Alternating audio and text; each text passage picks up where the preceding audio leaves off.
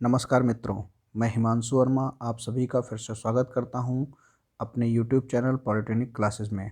जैसा कि आप सभी लोग जानते हैं, मैंने इसके पहले कंक्रीट का इंट्रोडक्शन चैप्टर आपको पढ़ाया था। उस चैप्टर में कंक्रीट का डेफिनेशन, कंक्रीट के टाइप तथा कंक्रीट के गुण और दोष तथा एक दो डेफिनेशंस के बारे में जो इम्पोर्टेंट हैं सेमेस्टर पॉइंट ऑफ व्यू से या अन्य एग्ज़ाम के पॉइंट ऑफ व्यू से, वो आपको बताई गई थी। अब मैं कंक्रीट टेक्नोलॉजी का जो सबसे बड़ा चैप्टर है, चैप्टर नंबर 2, जिससे बोलते हैं कि उस चैप्टर का नाम है इंग्रेडिएंट्स ऑफ कंक्रीट, या आप दूसरे भाषा में कह सकते हैं कंपोनेंट्स ऑफ कंक्रीट, उसका अध्ययन करेंगे। तो आइए देखते हैं इंग्रेडिएंट्स ऑफ कंक्रीट। मित्रों, मैं यहाँ आपको बता दूँ कि यह चैप्टर एग्ज़ाम की दृष्टि से, सेमेस्टर एग्ज़ाम की दृष्टि से तो इम्पॉर्टेंट है ही, लेकिन यह जो चैप्टर है यह कंपटीशन पॉइंट ऑफ व्यू से बहुत इम्पॉर्टेंट है, बहुत महत्व रखता है, और कंक्रीट के बिना तो सिविल इंजीनियरिंग ही अधूरी है। तो आइए पढ़ते हैं इंग्रेडिएंट्स ऑफ कंक्रीट, कंक्रीट के घटक।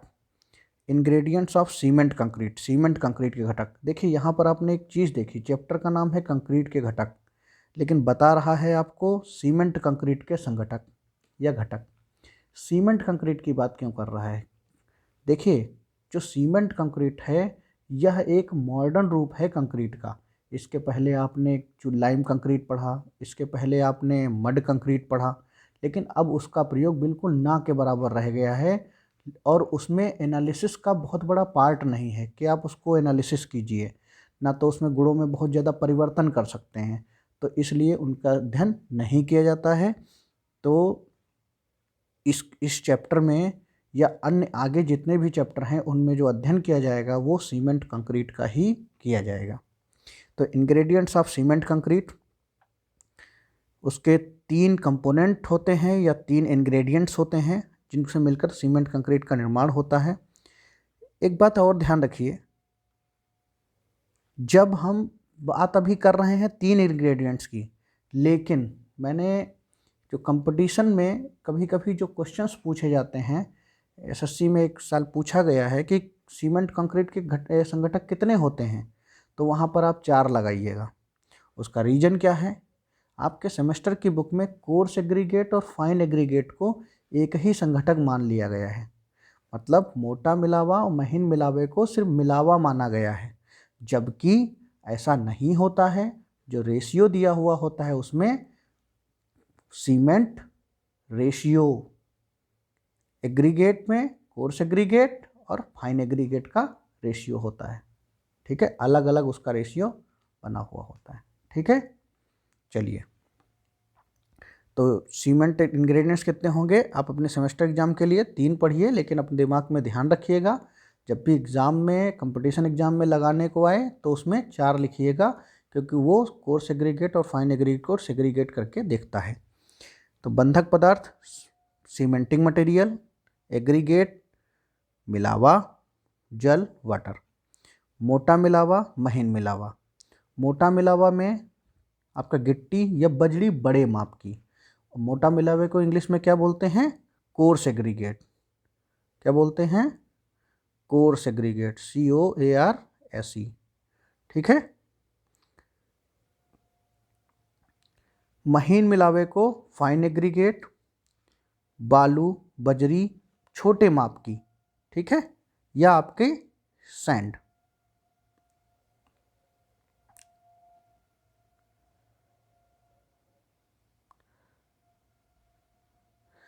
Cement, cement is a adhesive and cohesive material which can bind aggregate, coarse and fine steel after reacting with water।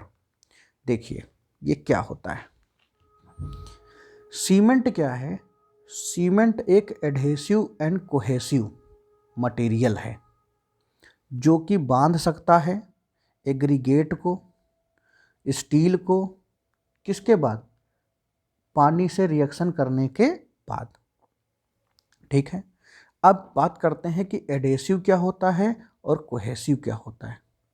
ठीक है, तो सीमेंट में दोनों प्रॉपर्टी होती हैं, एडेशन की भी होती है और कोहेजन की भी होती है।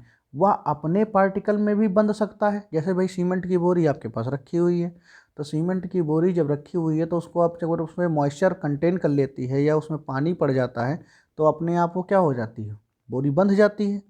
और अगर उसी में कोई गिट्टी पड़ी हुई हो तो क्या वो ऐसा होता है कि वो गिट्टी का स्पेस छोड़ देती है, उसको भी साथ में बांध लेती है। तो इसलिए बोला जाता है कि सीमेंट में एडहेसिव और कोहेसिव दोनों प्रॉपर्टी होती हैं, यानी कि सीमेंट एक ससंजक और असंजक पदार्थ है जो मोटा मिला हुआ, महीन मिला हुआ तथा स्टील को आपस में बांधने का काम करता है। ठीक है। और जब बांधती है कोई चीज़ किसी को तो क्या होता है, उसमें ताकत आती है। आप लकड़ी के गट्ठर को एक रस्सी से बांध दीजिए तो फिर क्या होगा, उसमें स्ट्रेंथ आ जाएगी, ताकत आ जाएगी, लकड़ी में जो है उससे भी ज़्यादा।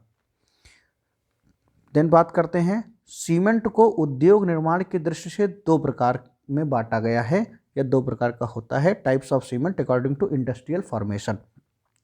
इंडस्ट्री में जो बनाते हैं सीमेंट को दो प्रकार से बनता है, एक जलीय सीमेंट, एक अजलीय सीमेंट। आपने चूने के बारे में पढ़ा होगा, जलीय चूना, अजलीय चूना। उसी तरीके से जलीय सीमेंट और अजलीय सीमेंट। जो सीमेंट पानी में कठोर हो जाए उसको बोलते हैं हाइड्रोलिक सीमेंट या जलीय सीमेंट। जैसे पोर्टलैंड सीमेंट, जो आपका ऑर्डिनरी पोर्टलैंड सीमेंट या साधारण पोर्टलैंड सीमेंट होता है। अजलीय सीमेंट क्या होता है, जो पानी में नहीं जमता है, जैसे अजलीय चूना। ठीक है। तो नॉर्मली जितने भी सीमेंट होते हैं वो सारे क्या होते हैं, वो आपके हाइड्रोलिक सीमेंट होते हैं या जलीय सीमेंट होते हैं। ठीक है। नेक्स्ट बात करते हैं पोर्टलैंड सीमेंट। पोर्टलैंड सीमेंट क्या होता है, देखिए पोर्टलैंड सीमेंट क्या होता है, जब हम आर्जिलियस और कैलकेरियस मटेरियल को बहुत हाई टेम्परेचर पर रोटरी किल्न में गर्म करते हैं। जो सीमेंट बनाने की प्रोसेस होती है उसमें एक भट्ठी यूज करते हैं, उसका नाम है रोटरी किल्न। रोटरी किल्न या घूर्णी भट्ठी। ठीक है। उसमें 1450 डिग्री टेम्परेचर पर कैलकेरियस और आर्जिलियस मटेरियल को गर्म किया जाता है। देखिए यहाँ पर जब कैलकेरियस और आर्जिलियस की बात हो रही है तो इसमें एक कंपाउंड और ऐड होता है, उसका नाम है सिलीसियस। ठीक है। उसके बारे में हम आगे स्टडी करेंगे। तो इन सबको मिलाकर जब गर्म किया जाता है रोटरी किल्न में तो क्या निर्माण होता है, सीमेंट का निर्माण होता है। ठीक है। और उसी सीमेंट को हम क्या बोलते हैं, पोर्टलैंड सीमेंट। अब पोर्टलैंड सीमेंट के उत्पादन की दो विधियां हैं। आपने बिल्डिंग कंस्ट्रक्शन मटेरियल या जो बिल्डिंग मटेरियल पढ़ते हैं वो बिल्डिंग मटेरियल में उन्होंने पढ़ा ज़रूर होगा, लेकिन फिर से मैं एक बार रिवीजन करा देता हूँ। ठीक है। और हो सकता है एग्ज़ाम में पूछ लिया जाए तो आप उसको अच्छे से लिख पाएंगे। गीली कंक्रीट, गीली विधि और सूखी विधि। Wet process and dry process. अब गीली विधि और सूखी विधि में अंतर क्या है, वेट एंड ड्राई प्रोसेस में क्या डिफरेंस है। तो देखिए बहुत ज़्यादा डिफरेंस नहीं होता है, दोनों का समान प्रोसेस है। लेकिन जो गीली विधि होती है उसमें क्या करते हैं, हम स्लरी डालते हैं। जब हम गर्म करते हैं क्लिंकर, जब हम उसको रोटरी किल्न में डालते हैं, जो पूरा मटेरियल तैयार करते हैं, कच्चा पदार्थ जो तैयार करते हैं, ठीक है, या रॉ मटेरियल जो होता है उसको हम अगर हम उसको घोल बना के डालते हैं तो वह गीली विधि कहलाती है। और अगर हम उसको सूखा डालते हैं या पाउडर फॉर्म में डालते हैं तो वह क्या कहलाती है, वह सूखी विधि कहलाती है। ठीक है।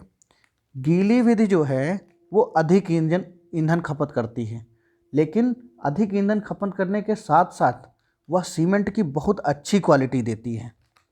और जब बहुत अच्छी क्वालिटी देती है तो इसलिए हम गीली विधि का आधुनिक समय में भी उपयोग करते हैं सीमेंट बनाने में।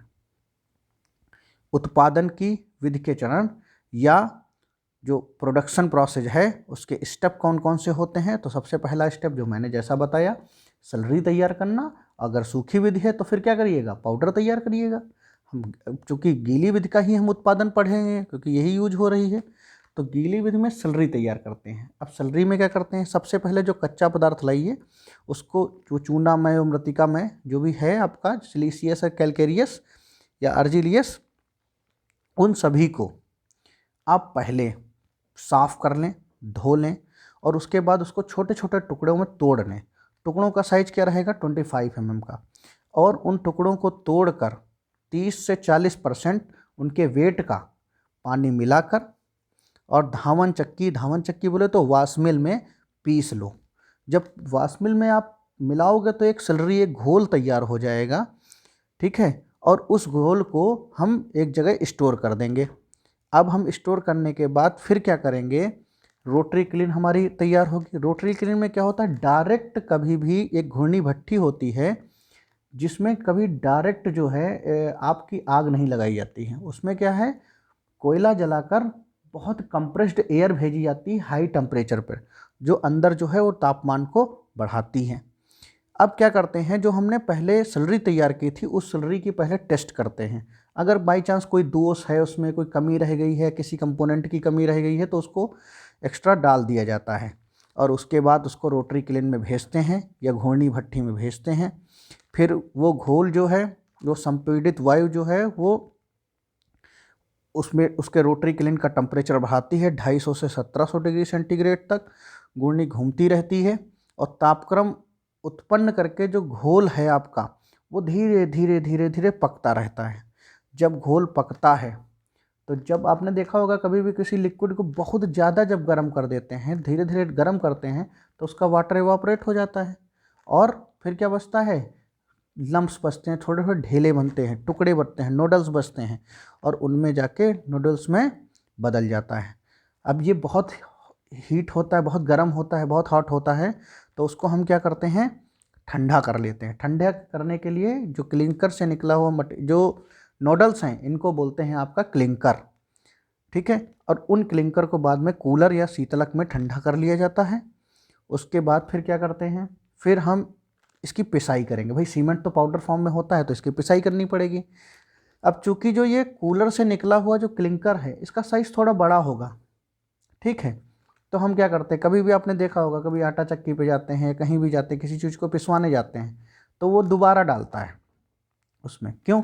क्योंकि भाई आप बड़े बड़े ढेले हैं तो आप एक बार में नहीं उस पाउडर फॉर्म में कन्वर्ट होगा, लेकिन यहाँ दोबारा डालने की प्रोसेस नहीं होती। इसमें 2 टाइप की चक्कियाँ यूज होती हैं या 2 टाइप की मिल यूज होते हैं, जिसमें पहला जो मिल होता है उसको बोलते हैं बाल मिल, ठीक है। पहला मिल जो होता है वो बाल मिल होता है और दूसरा मिल जो होता है वो क्या होता है, ट्यूब मिल। तो पहले हम बाल मिल में क्लिंकर को डाल के उसकी पिसाई करते हैं, उसके बाद महीन पिसाई जो है वो ट्यूब मिल में करते हैं। ट्यूब मिल इसका नाम क्यों पड़ा है, देखिए जब कोई पार्टिकल बहुत महीन होगा, बहुत फाइन होगा, तो वो अगर किसी जैसे आटा हम पिसवाने जाते हैं तो वो आगे जो या तो रबड़ का लगाता है पाइप या जो है कपड़े का पाइप लगाता है। अगर प्लास्टिक का पाइप होगा तो क्या होगा, उसकी दीवारों पर वो चिपक जाएगा, उसको हम बार बार झाड़ नहीं पाएंगे, ठीक है ना। तो क्या करते हैं हम उसको, इसीलिए उसको ट्यूब मिल बोलते हैं और उसको हम थोड़ा वाइब्रेट करके और उस पाउडर फॉर्म में बोरे में कलेक्ट करते रहते हैं, ठीक। लेकिन ट्यूब मिल में मिलाते समय इसमें हम एक मंदक मिलाते हैं जिसका नाम है जिप्सम CaSO4, ठीक है। उसको मिला देते हैं 2 से 3%। ये क्या काम करता है, यह उसका इनिशियल सेटिंग टाइम या प्रारंभिक जमाव काल बढ़ा देता है। इसके बारे में आपने पिछले वर्ष आपने उसमें पढ़ाई की होगी कंस्ट्रक्शन मटेरियल में, सीमेंट के घटक तथा उनके कार्य। अब बात करते हैं ingredients of cement and there works. कौन कौन से इंग्रेडिएंट्स होते हैं सीमेंट में, कौन कौन से कंपोनेंट्स होते हैं, उनके कार्य क्या हैं या उनके फंक्शंस क्या हैं, आप ये भी कह सकते हैं, प्रकार भी कह सकते हैं। तो कैल्शियम ऑक्साइड CaO 60 से 65%, सिलिका SiO2 17 से 25%, एल्यूमिना 3 से 8%, कैल्शियम सल्फेट या जिप्सम 3 से 5%, आयरन ऑक्साइड 0.5 से 6%, मैग्नीशियम 0.1 से 4%, सल्फर ट्राईऑक्साइड 1 to 2%, क्षार सोडा या पोटास अल्कलीज 0.5 से 1%, ठीक है। देखिए ये कंपटीशन के लिए बड़ा इम्पॉर्टेंट है कि कंपटीशन में सिर्फ आपसे इतना पूछेगा कैल्शियम ऑक्साइड की सीमेंट में परसेंटेज क्या है, लेकिन जब आप सेमेस्टर एग्जाम दे रहे होंगे तो आपको थोड़ी बहुत डिटेलिंग भी पता होनी चाहिए जिससे आप सेंटेंस बना पाएँ, ठीक है। तो इसलिए पढ़ना बहुत अनिवार्य है, बार बार सुनने से ही चीज़ें याद होती हैं। तो कैल्शियम ऑक्साइड जैसा कि मैंने बताया 60 से 65% तक सीमेंट में होता है। यह सीमेंट का बहुत मेन कंपोनेंट है। कई बार कंपटीशन में पूछा जाता है सीमेंट का मेन कंपोनेंट क्या है, परसेंटेज नहीं पूछेगा। कई बार ऐसे पूछ लेगा सीमेंट के मेन कंपोनेंट की परसेंटेज क्या है, तो 60 से 65% उसमें होता है कि 62% भी ऑप्शन में दे रखा है और आपका 60 से 65 नहीं दे रखा है, तो आप फिर उसमें क्या कराइए, देखिए ना 60 से 65% के बीच में क्या है, ऑप्शन क्या है इसमें। ठीक है, तो यह सीमेंट का मुख्य घटक है, यह बंधक का काम करता है। जब हम गर्म कर रहे होते हैं कंपोनेंट्स को, निस्तापन कैल्सिनेशन चल रही होती है, उस टाइम यह सिलिका और एल्यूमिना से क्रिया करके कैल्शियम सिलिकेट या एल्यूमिनेट बनाता है। ये जो मैं बात कर रहा हूँ कैल्शियम सिलिकेट की या कैल्शियम एल्यूमिनेट की या try calcium die calcium silicate aluminate की बात आगे करूँगा, इनको बगेस कंपाउंड बोलते हैं।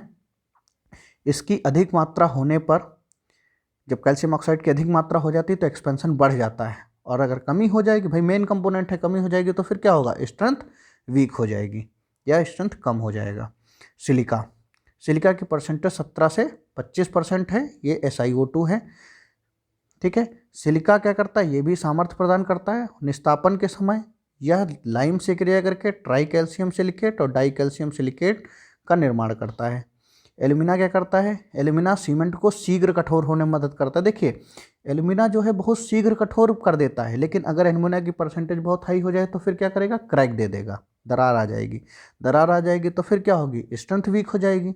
तो इसीलिए मैंने लिखा है, परंतु अगर इसकी अधिकता होती है तो सीमेंट को कमज़ोर भी करती है। निस्तापन के समय यह चूने से क्रिया करके ट्राई कैल्शियम एल्यूमिनेट बनाता है। ठीक है, और चूने और आयरन ऑक्साइड से क्रिया करके क्या बनाता है, C4AF tetra calcium aluminoferrite. Tetra calcium aluminoferrite एक टाइप से आप ये समझिए कि एक जो है ऐसा प्रोडक्ट है जो स्ट्रेंथ बहुत ना के बराबर देता है और सीमेंट में सबसे पहले क्रियाशील हो जाता है। ठीक है, उसके बाद जिप्सम, आरंभिक जमाव काल बढ़ाने के लिए। देखिए सीमेंट अगर मान लीजिए आपने आरंभिक जमाव काल नहीं बढ़ाया तो आप पानी मिलाते टाइम ही जमना शुरू हो जाएगा, तो उससे क्या फ़ायदा, आप कंस्ट्रक्शन साइट पे ही नहीं यूज कर पाएंगे। तो इसलिए आरंभिक जमाव काल बढ़ाने के लिए हम जिप्सम का ही प्रयोग करते हैं। जब क्लिंकर को पीसते हैं उसी टाइम मैंने आपको बताया था कि जब हम उसको ट्यूब मिल में ले जाते हैं तो वहाँ पर उसमें 3 से 4% तक का जिप्सम मिला देते हैं, 3 से 5% तक का जिप्सम मिला दिया जाता है। यह मंदक की भांति या रिटार्टर की भांति कार्य करता है। देखिए इसमें बहुत ज़्यादा कंफ्यूज नहीं होइएगा, 3 से 5% या 3 से 4%। ठीक है, ये सीमेंटिंग मटेरियल है, इसमें इतना 1-2% का चलता है रेशियो। लौह ऑक्साइड, आयरन ऑक्साइड Fe2O3 0.5 से 6%। यह क्या करता है, यह रेड कलर देता है सीमेंट को और स्ट्रेंथ भी देता है। C4AF क्योंकि फेराइड है तो फिर C4AF के निर्माण में भी यह योगदान देता है। ठीक है, निस्तापन के समय मतलब कैल्सिनेशन के समय। मैग्नीशियम ऑक्साइड 0.1 to 4% होता है, यह कठोरता प्रदान करता है और सीमेंट के निर्माण में यह गालक का काम करता है। सल्फर ट्राईऑक्साइड 1 से 2% इसकी मात्रा होती है और यह साउंडनेस प्रदान करता है। साउंडनेस का मतलब सीमेंट में कोई दोष तो नहीं है, सीमेंट खोखला तो नहीं है, सीमेंट में ऐसा तो नहीं, मुक्त चूने की उपस्थिति तो नहीं है कि बज रहा हो वो, तो वो साउंडनेस प्रदान करता है। और साउंडनेस को जो जांचने का जो टेस्ट होता है उस टेस्ट का ऑपरेटस का क्या नाम है, उस टेस्ट का नाम है ऑपरेटस का ली चैटलियर। ठीक है, क्या नाम है, ली चैटलियर। ठीक है, अब बात करते हैं अल्कलीज की। देखिए अल्कलीज जो है ये एक ऐसे मटेरियल हैं जो साल्ट की तरह होते हैं। ठीक है, क्षार हैं, साल्ट हैं, इस तरीके से होते हैं और जब ये पानी पड़ता है ना तो ये सरफेस के ऊपर आ जाते हैं और उत्फ्लोन देते हैं, या आप ये कह सकते हैं एफ्लोरेंसेस देते हैं। इसकी मात्रा जब ये गर्म होते हैं तो ये निकल जाते हैं। तो सीमेंट जब बहुत हाई टेम्परेचर पर गर्म किया जाता है तो इसकी मात्रा ख़त्म हो जाती है, इसलिए सीमेंट में उत्फ्लोन बहुत रेयर होता है, बहुत कम होता है, लेकिन ब्रिक में उत्फ्लोन बहुत होता है। ठीक है,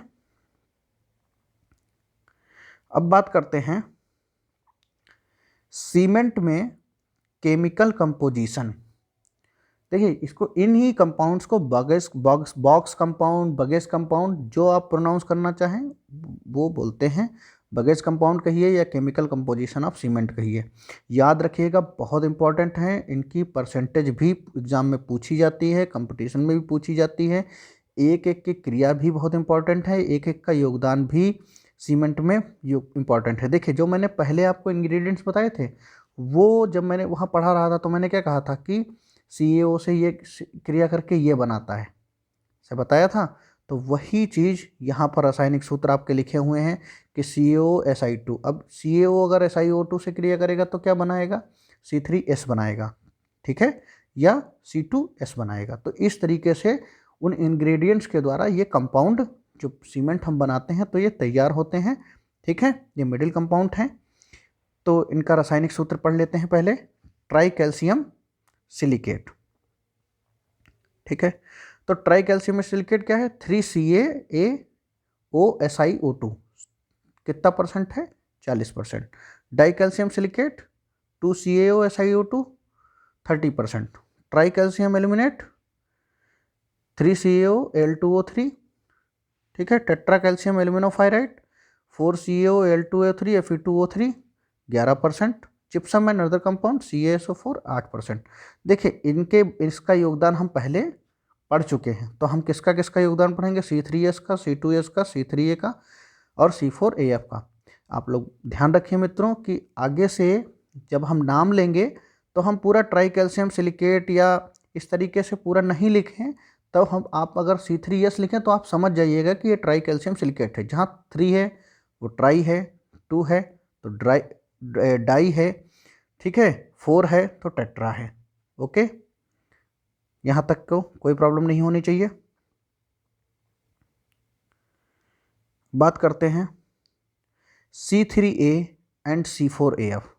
देखिए ये ट्राई कैल्शियम सिलिकेट और टेट्रा कैल्शियम एल्यूमिनोफाइराइड यह सबसे पहले क्रिया कर जाते हैं सीमेंट में, ठीक है। इसीलिए जब पूछा जाए आपसे कि सीमेंट में प्रारंभिक जमाव काल का कारण क्या है, तो सीमेंट में प्रारंभिक जमाव काल का कारण क्या है, C3A, ठीक है। जिप्सम जरूर है, लेकिन अगर बगेस कंपाउंड में आपको पूछा जाए तो क्या है, C3A, ठीक है। C4AF क्रिया कर लेता है बट कोई स्ट्रेंथ नहीं देता। तो ऑप्शन में अगर C4AF और C3A दे रखा है और लिखा हुआ है कि बोथ ए एंड बी, तो आप दोनों लगा सकते हैं। But exam point of view से तो मैं यहाँ बता ही रहा हूँ, कंपटीशन पॉइंट ऑफ व्यू से आप अगर दोनों दे रखे हैं तो फिर ऑप्शन दे रखा होगा बोथ ए एंड बी, ठीक है। और नहीं दे रखा होगा मान लीजिए किसी कंडीशन में, तो फिर आप C3A ही लगाइएगा, ठीक है। यहाँ मुख्य रूप से यह 24 घंटे में क्रिया कर लेता है, लेकिन 24 घंटे शीघ्रता से क्रिया करता है, लेकिन क्या होता है कि 3 दिन तक, ठीक है, बहुत अच्छे से ये क्रिया करता है, मतलब ठीक ठाक क्रिया करता है 3 दिन तक, और 24 घंटे बहुत शीघ्रता से क्रिया करता है। लेकिन फिर उसके बाद धीरे धीरे इसकी अभिक्रिया जो है 31 दिन तक चलती रहती है, लेकिन वो ना के बराबर होती है, ठीक है। अब बात करते हैं ट्राई कैल्शियम सिलिकेट। यह मुख्य यौगिक है, मेन कंपाउंड है जो सीमेंट को स्ट्रेंथ प्रदान करता है, और यह स्ट्रेंथ जो है वो 7 से 8 दिन तक बहुत तेज़ी से करता है, ठीक है। उसके बाद 28 दिन में मध्यम हो जाता है, फिर बहुत धीरे धीरे करके कम हो जाता है, ख़त्म हो जाती है इसकी रिएक्शन, ठीक है। C2S के साथ मिलकर बाद में क्रिया करने लगता है, लेकिन धीरे धीरे उसकी रिएक्शन बहुत कम हो जाती है। एक बात अभी मैं आपको बताऊंगा, पहले डाई कैल्शियम सिलिकेट पढ़ लेते हैं। डाई कैल्शियम सिलिकेट जो है वो शुरुआत में 7-8 दिन तक बहुत धीमा क्रिया करता है, और उसके बाद C3S के साथ मिलकर फिर रेगुलर स्ट्रेंथ प्रदान करता है। बहुत ज़्यादा ये कभी स्ट्रेंथ नहीं प्रदान करता, धीरे धीरे स्ट्रेंथ देता है। तो इसीलिए अगर आपसे पूछा जाए कि सीमेंट की चरम सामर्थ्य किससे मिलती है या अल्टीमेट स्ट्रेंथ किससे मिलती है, तो किससे मिलती है, C2S से, ठीक है। चलिए हम आपको एक चीज़ बताते हैं। देखिए अगर किसी में C3A की अधिकता है, ठीक है, तो वह सीमेंट बहुत जल्दी क्रिया करेगा, बहुत जल्दी क्रिया करेगा। हाई 3 दिन की स्ट्रेंथ बहुत जल्दी आ जाएगी, तो जैसे हाई एल्यूमिना सीमेंट, ठीक है। और अगर किसी कंपाउंड में C2S की मात्रा बहुत ज़्यादा है, तो इसमें हीट ऑफ हाइड्रेशन या जो एनर्जी निकलने की प्रोसेस है या स्ट्रेंथ ग्रहण करने की जो क्षमता है वो बहुत स्लो होगी, बहुत देर में स्ट्रेंथ आ पाएगी, ठीक है।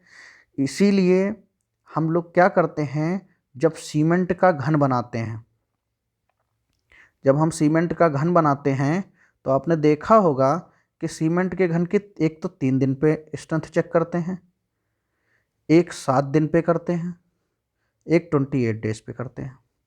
तो 3 दिन पे जब हम चेक करते हैं तो हम देखते हैं क्या C3A का क्या रोल है, क्योंकि मैंने अभी बताया कि 24 घंटे तक तो क्रिया करता ही करता है। अब 24 घंटे में पूरा जम तो नहीं जाता, तो इसलिए टेस्ट कर नहीं सकते क्यूब का। ठीक है, तो 3 दिन में क्यूब जम जाता है बहुत अच्छी तरीके से, है ना। तो उसका हम टेस्ट करते हैं, तो हम देखते हैं कि C3A का क्या योगदान है। अगर C3A अच्छे से काम कर रहा है तो सही है। उसके बाद फिर हम क्या करते हैं, फिर 7 दिन का स्ट्रेंथ चेक करते हैं। तो 7 दिन की स्ट्रेंथ किसके लिए चेक करते हैं? 7 दिन की जो स्ट्रेंथ होती है वो C3 इसके लिए चेक करते हैं। ठीक है, उसके बाद फिर 28 दिन की स्ट्रेंथ चेक करते हैं, जो मेनली किसके लिए? C2S के लिए। तो अगर हम कोई क्यूब टेस्ट कर रहे हैं कंक्रीट का या सीमेंट का, तो सीमेंट का या कंक्रीट का जब हम क्यूब टेस्ट करते हैं, ठीक है, तो अगर कोई स्ट्रेंथ हमें 3 दिन पर नहीं आती है तो हम 7 दिन का करेंगे, 7 दिन पे नहीं आती तो 28 दिन का करेंगे। लेकिन अगर हमारी स्ट्रेंथ 3 दिन पर आ गई है, दोबारा हम चेक करेंगे 7 दिन पर। तो अगर 7 दिन पर भी ओके है तो फिर हम 28 दिन करने की कोई ज़रूरत नहीं है। वैसे बुक की नॉलेज में कहा जाता है कि आप 28 दिन तक टेस्ट करिए, लेकिन अगर वो 7 दिन तक स्ट्रेंथ ही, जितना हम वांछित स्ट्रेंथ चाह रहे हैं 7 दिन तक हमें मिल गया है, तो हमें आगे चेक करने की ज़रूरत नहीं है। ठीक है, तो आज हम आपको बस इतना ही। ठीक है, इसके बाद का जो अध्ययन है वो मैं अगले वीडियो लेक्चर में करूँगा, चूँकि चैप्टर बहुत बड़ा है और हम आपको बहुत आसानी से चीज़ों को कहानी के रूप में समझाना चाहते हैं, जिससे आप बहुत अच्छे अपने शब्दों में इसको विस्तार से लिख सकें। ठीक है, तो अब मित्रों आपका बहुत बहुत धन्यवाद।